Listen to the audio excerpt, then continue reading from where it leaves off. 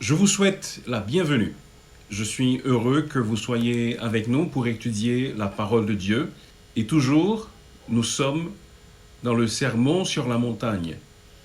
Ce discours que le Seigneur Jésus prononce au début de son ministère terrestre et que nous retrouvons dans l'Évangile selon Matthieu du chapitre 5 au chapitre 7. Aujourd'hui, nous allons nous rendre au chapitre 6.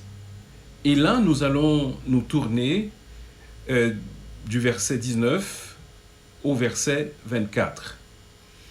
Là, le Seigneur Jésus nous donne des instructions en ce qui concerne les trésors, en ce qui concerne les richesses, les biens matériels, l'argent que nous possédons. Le Seigneur nous instruit en ce sens.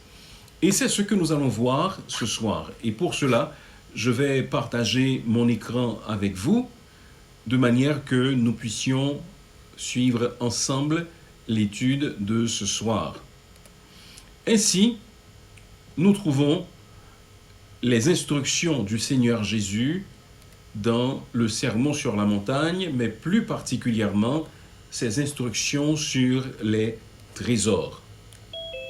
Que nous enseigne Jésus sur les trésors? Avant de considérer d'entrer dans les détails, nous allons d'abord lire le passage qui nous intéresse, à savoir Matthieu chapitre 6 du verset 19 au verset 24.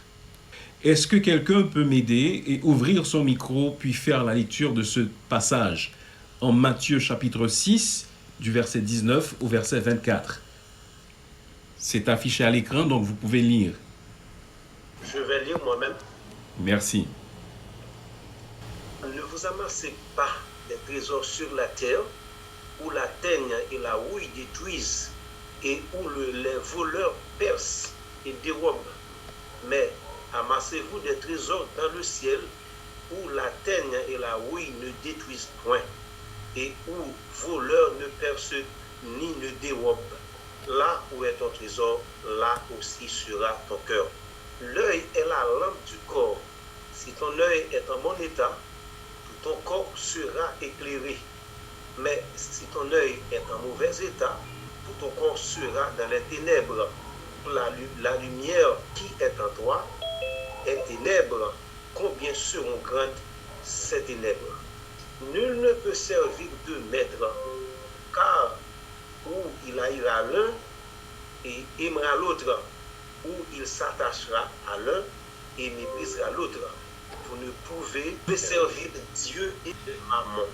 Merci beaucoup, frère Misalus, pour la lecture du texte que nous allons étudier ce soir.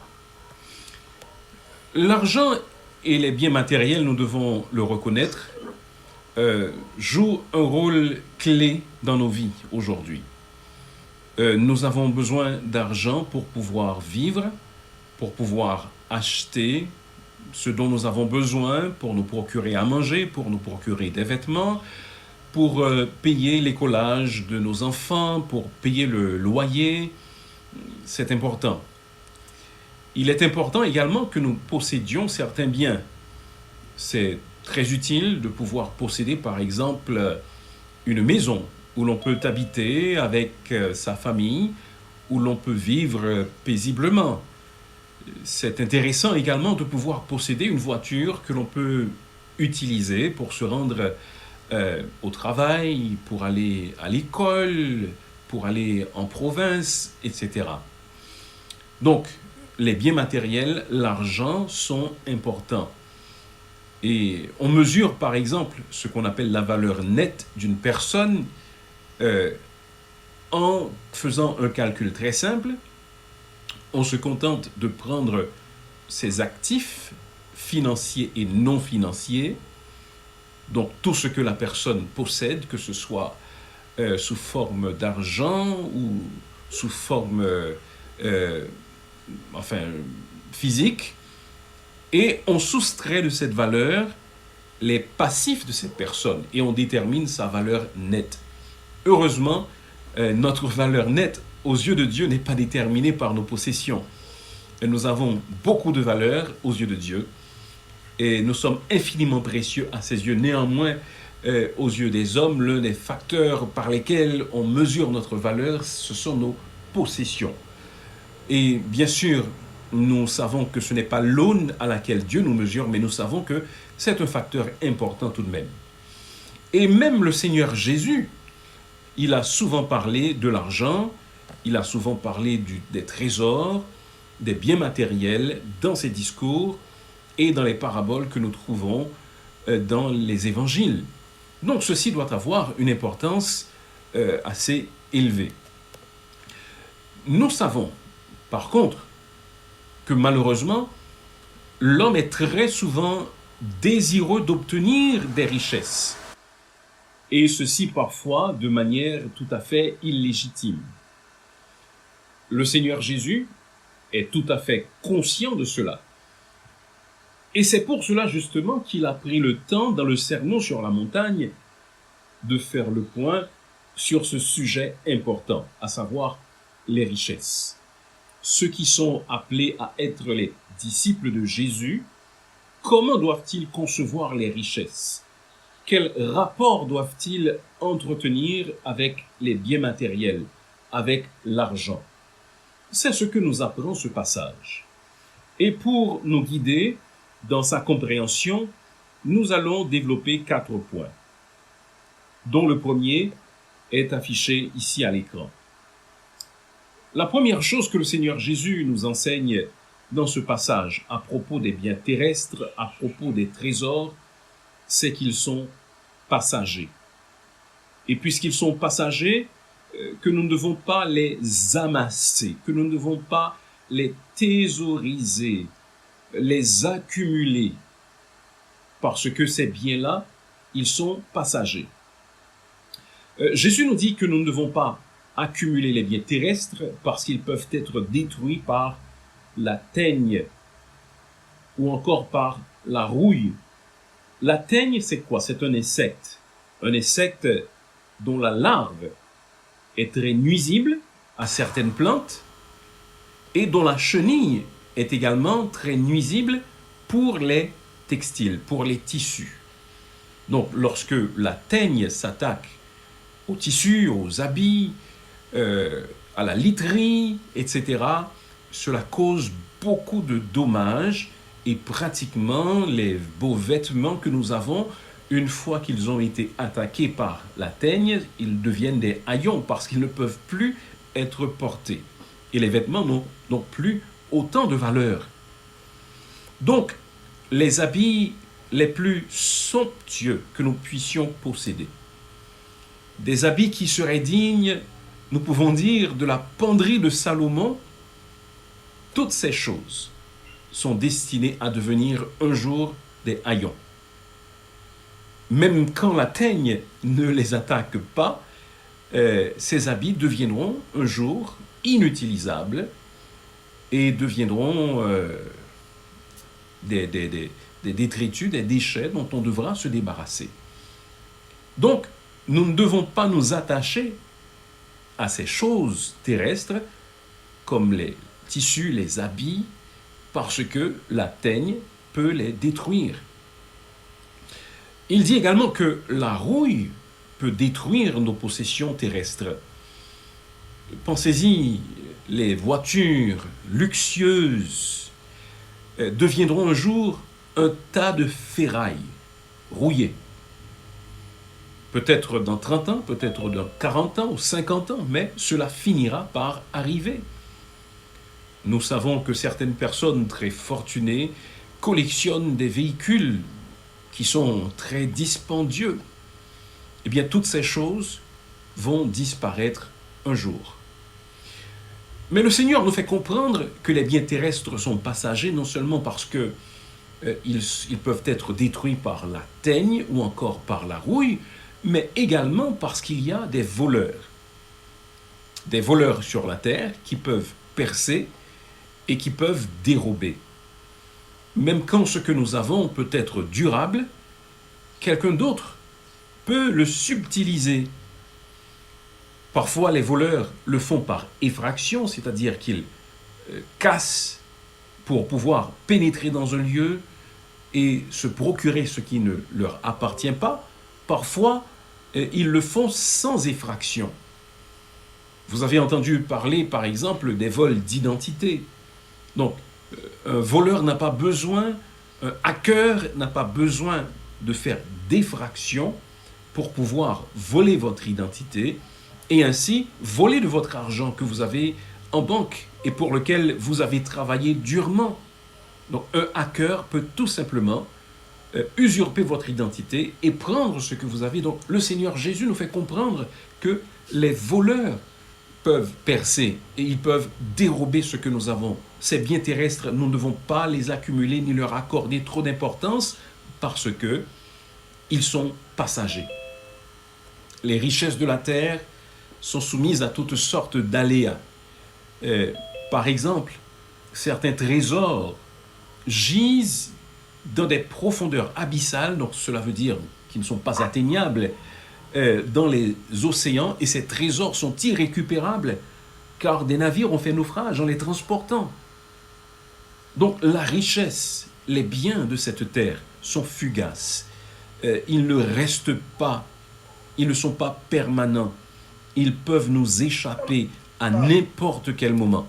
Donc nous avons besoin de comprendre cette vérité, que les richesses, les biens de la terre sont tout à fait passagers.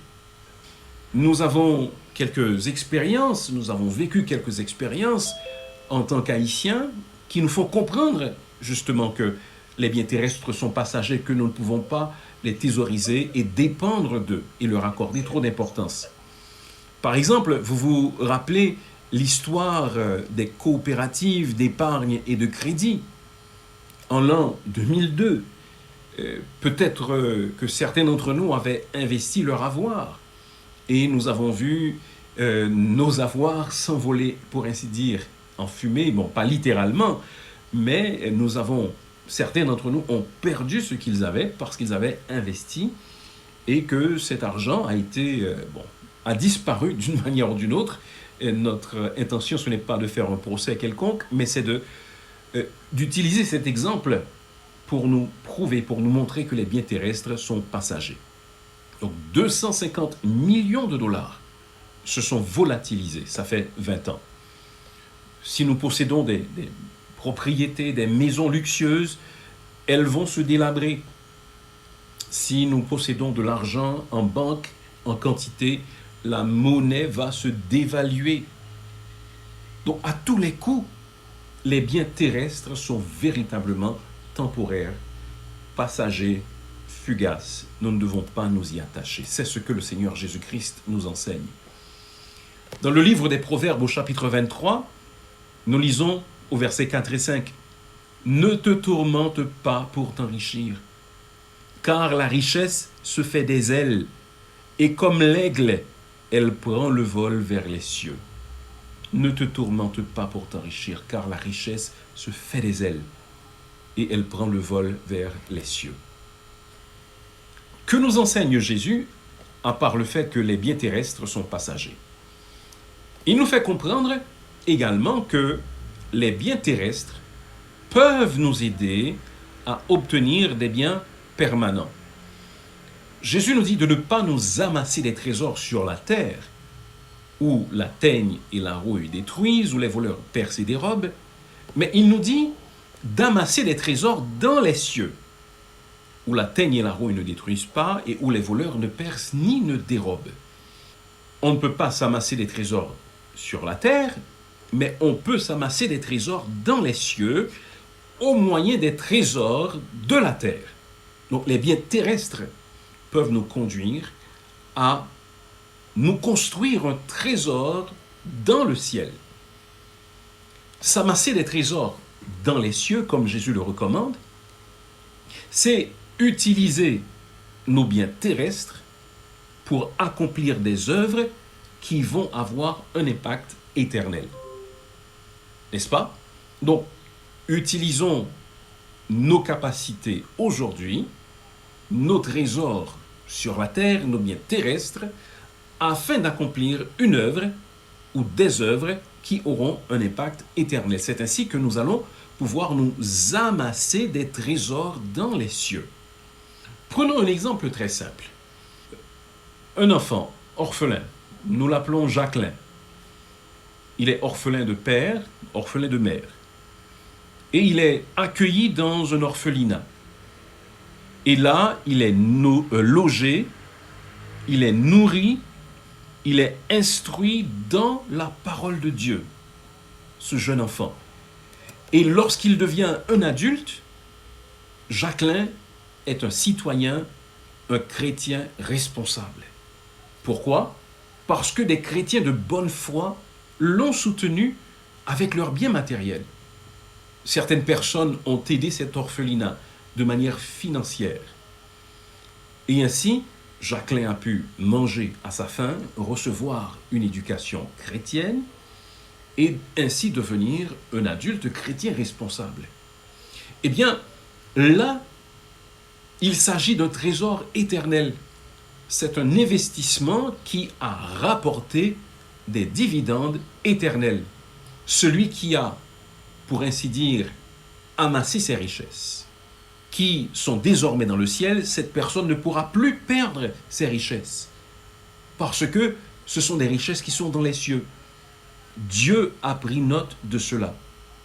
Et rien ne pourra enlever cette richesse. Les voleurs ne pourront pas l'emporter. La teigne et la rouille ne pourront pas détruire ces richesses. Parce qu'elles sont permanentes. Elles sont dans les cieux. Personne ne pourra venir la ravir, cette richesse, parce que Dieu la tient en réserve.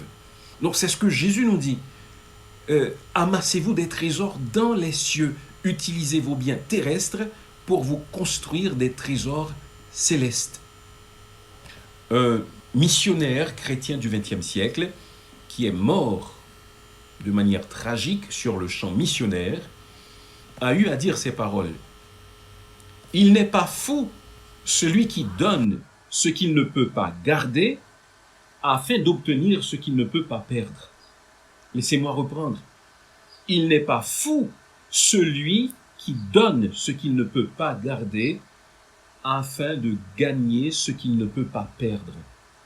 Nous donnons à Dieu nos richesses terrestres parce que nous ne pouvons pas les gagner. Mais en retour, Dieu nous donne des trésors célestes que nous ne pouvons pas perdre. Et lorsque nous faisons cela, nous ne sommes pas fous. Au contraire, nous sommes très sensés. Et c'est ce que Jésus nous invite à faire. Un autre exemple d'investissement et de trésors amassés dans les cieux. Un camp de jeunes est organisé comme cette semaine, comme l'Assemblée Shalom le fait cette semaine. Certains d'entre eux n'ont pas de quoi payer. Mais le Seigneur vous met sur le cœur de soutenir quelques-uns d'entre eux et de payer les frais pour qu'ils puissent participer à ce camp. Et plusieurs y vont.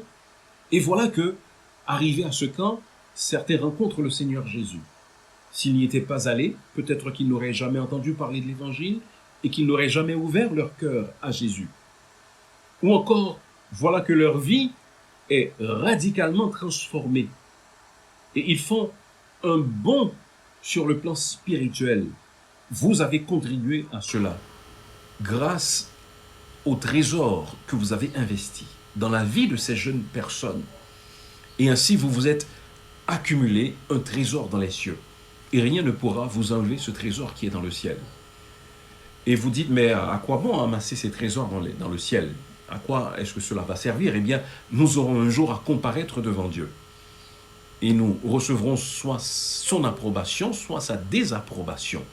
Si nous sommes sauvés par la grâce en Jésus, nous n'allons pas être condamnés avec les pécheurs, avec ceux qui ne sont pas justes, qui n'ont pas été justifiés par Jésus. Néanmoins, nous allons soit recevoir des récompenses, soit ne pas en recevoir. Eh bien, les trésors célestes vont contribuer à la réception d'une récompense et de l'approbation du Seigneur Jésus. Donc, nous devons travailler pour amasser des trésors dans les cieux, pour recevoir l'approbation du Seigneur Jésus.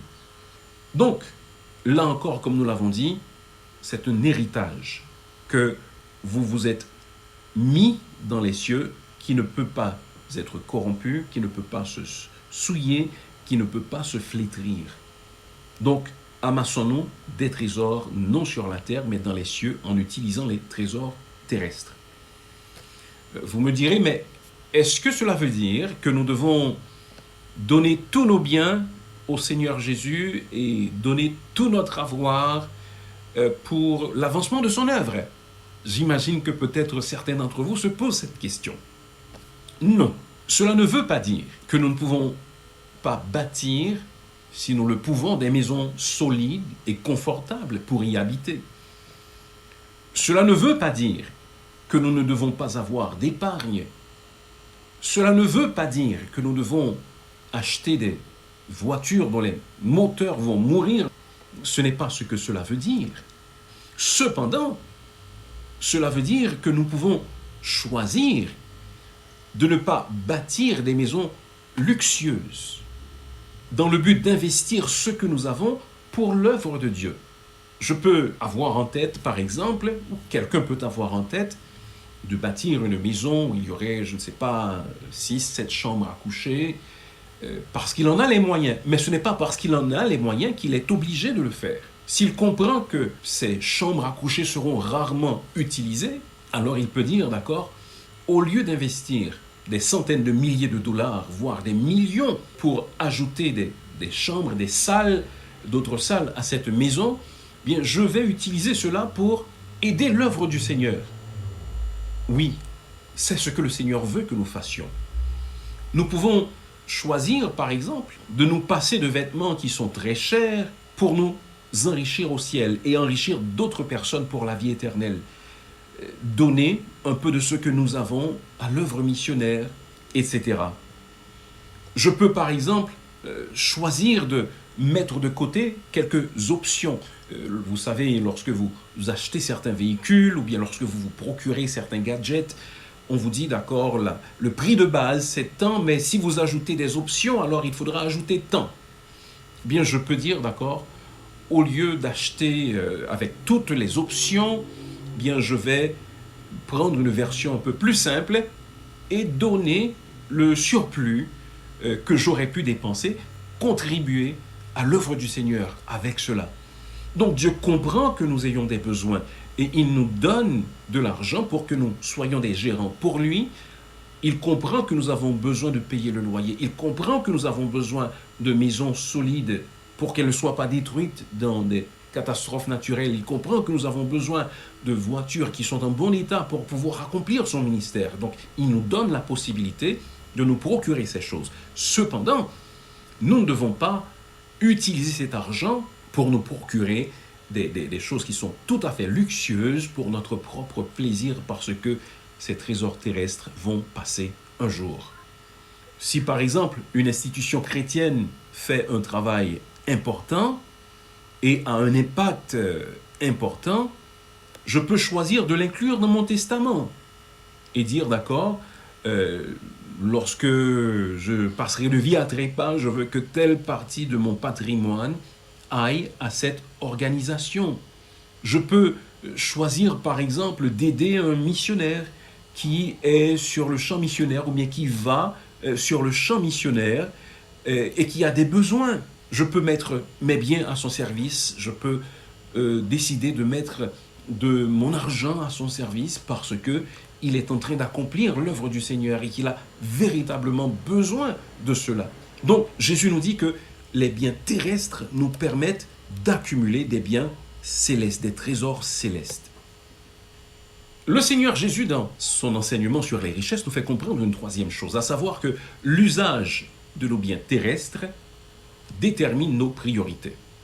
Il dit, là où est ton trésor, là aussi sera ton cœur. Là où est ton trésor, là aussi sera ton cœur. Il aurait pu dire, là où est ton cœur, là aussi sera ton trésor, ce qui est vrai dans d'une certaine façon. Cependant, il dit, là où est ton trésor, là aussi sera ton cœur. Qu'est-ce que cela veut dire? Cela veut dire que notre cœur suit notre argent. Notre cœur suit nos biens terrestres. Là où nous décidons d'investir, c'est là qu'est notre cœur. Un exemple qui provient de ma propre vie. personnellement, je n'ai jamais été un grand sportif. Et il y a plusieurs années de cela, lorsque j'ai compris que j'avais besoin de garder la forme physique et que je n'arrivais pas à le faire seul, qu'est-ce que j'ai fait? Bien, j'ai décidé d'apprendre à jouer au tennis. Et j'ai décidé de payer pour mes leçons. Car je savais que si je payais pour mes leçons, alors ce serait un incitatif suffisant pour me réveiller assez tôt le matin pour aller sur le terrain et aller jouer. Parce que mon trésor était là. Mon trésor était là, donc il fallait que mon cœur et mon corps y soient également. Je savais que mon cœur allait suivre mon trésor. Donc, Jésus nous dit que nos biens terrestres déterminent nos priorités. La manière dont nous utilisons nos biens terrestres, c'est ce qui montre où se trouve notre priorité. Si nos trésors sont sur la terre, alors ça veut dire que notre cœur est sur la terre. Et si nos trésors sont dans le ciel, alors cela veut dire que notre cœur est dans le ciel. Qu'est-ce que je veux dire par là? Cela veut dire que nos intérêts sont captivés par les choses qui ont rapport au ciel. Donc Jésus dit que là où est ton trésor, là aussi sera ton cœur. Posons-nous une question. Quelles sont les priorités que révèle notre carnet de chèques ou notre relevé de carte de crédit? Quelles sont nos priorités? Si nous devions regarder notre carnet de chèques, n'est-ce pas? Ou la liste des chèques que nous avons émis au cours des 12 derniers mois, ou bien notre relevé de carte de crédit, ou encore les dépenses que nous faisons, qu'est-ce que cela révélerait par rapport à nos priorités? Est-ce que nos priorités sont d'abord sur la terre, ou bien est-ce que nos priorités sont d'abord dans le ciel? Si on faisait une analyse de vos dépenses, une analyse de votre budget pour les 12 derniers mois, qu'est-ce que cela révélerait? Cela révélerait certainement certaines des obligations que vous avez. Vous avez besoin de vous acheter à manger. Et j'imagine que de nos jours, particulièrement dans notre pays, cela ferait une belle somme. Mais cela montrerait également vos priorités. Une fois que vous avez fait ce qui est absolument nécessaire, que faites-vous pour le royaume de Dieu? Que faites-vous pour Dieu? Là où est ton trésor, là aussi sera ton cœur. Et au milieu de cet enseignement, le Seigneur Jésus fait une comparaison, il nous donne une illustration, nous pouvons dire il fait une analogie en quelque sorte avec l'œil. Il fait une comparaison entre l'œil et le cœur. Pour comprendre cette analogie, j'utilise une traduction un petit peu différente, une traduction un petit peu expliquée. Voici comment nous pouvons lire ce passage. Jésus dit, « Il y a de même en toi un organe qui reçoit la lumière d'en haut, comme l'œil reçoit la lumière du soleil. C'est le cœur qui, éclairé par la vérité, par le vrai amour, doit faire son choix entre les trésors de la terre et les trésors du ciel. » Jésus dit que l'œil est la lampe du corps, mais il parle également par là du cœur. Et il dit que si ton œil est en bon état, tout ton corps sera en bon état, mais si ton œil est en mauvais état, alors ton corps sera dans les ténèbres. Et cela nous montre l'attitude que nos cœurs doivent avoir par rapport aux richesses. Il dit que si l'œil est en mauvais état, eh bien cela veut dire que cet organe vital ne peut pas voir et que par rapport aux richesses, nous ne pouvons pas voir également. Nous sommes aveugles par rapport à l'utilisation que nous devrions faire des richesses. Donc, si notre cœur voit bien, si notre cœur est dans la lumière, nous allons comprendre que nous devons investir pour le royaume de Dieu et non pour nos désirs personnels et non pour les choses qui sont tout à fait passagères et transitoires. Donc, notre cœur doit être illuminé par la parole de Dieu pour que nous sachions quel choix faire, tout comme l'œil doit être en bon état pour pouvoir illuminer notre corps, le contempler et voir ce qui ne va pas dans notre corps. De même, notre cœur doit laisser la révélation de Dieu nous porter à choisir ce qui est bien et l'enseignement que nous propose le Seigneur Jésus dans ces versets de Matthieu chapitre 6, versets 19 à 24. Enfin, Jésus nous apprend dans ce passage que les biens terrestres ne doivent pas nous détourner de Dieu. Jésus dit au verset 24 que vous ne pouvez pas servir deux maîtres à la fois. Vous ne pouvez pas servir Dieu et Mammon. Je vais vous expliquer ce qu'il entend par là. Eh bien, au temps de Jésus, les pharisiens pensaient qu'on pouvait chercher les richesses tout en servant Dieu. Avoir le meilleur des deux mondes, en quelque sorte. C'est un message, en passant, qui est très populaire de nos jours. Nous en entendons encore les échos. Servez Dieu et vous devez être riche. C'est ce que disent beaucoup de prédicateurs. Mais c'est faux. Ce n'est pas ce qu'enseigne l'Évangile. C'est une fausse théologie de la prospérité. Bien au contraire. Le Seigneur Jésus nous fait comprendre que servir Dieu et l'argent, c'est impossible. Essayer de dire que oui, nous pouvons à la fois servir Dieu et les richesses, eh bien, ils ont totalement tort. C'est quelque chose qui est absolument impossible. On ne peut pas y parvenir. On ne peut pas arriver à cela. Mammon signifie richesse. Jésus dit, vous ne pouvez pas servir Dieu et Mammon. Vous ne pouvez pas servir Dieu et les richesses à la fois. Et la cupidité, comme nous le dit Colossiens chapitre 3, verset 5, la cupidité qui est l'amour de l'argent, Colossiens 3, verset 5 nous dit que c'est une idolâtrie. Aimer l'argent, c'est une idolâtrie. Donc ça veut dire que l'argent devient Dieu. Je ne peux pas donc avoir deux dieux dans ma vie. Je ne peux pas avoir un Dieu qui s'appelle l'Éternel des armées et un autre Dieu qui s'appelle Mammon. Impossible. Si je sers Mammon, je ne pourrai pas servir l'Éternel des armées. Si je sers l'Éternel des armées, je ne pourrai pas servir Mammon. Ainsi, le Seigneur Jésus nous dit que nous devons faire attention pour que la poursuite, la recherche des richesses ne nous porte pas à nous détourner de Dieu parce que nous ne pouvons pas servir deux maîtres à la fois. Ce n'est pas seulement le Seigneur Jésus qui nous donne des avertissements. Nous en trouvons d'autres dans la parole, dans l'Écriture, plus particulièrement en 1 Timothée chapitre 6. Voici ce que nous dit l'apôtre Paul. Écoutez bien ces paroles.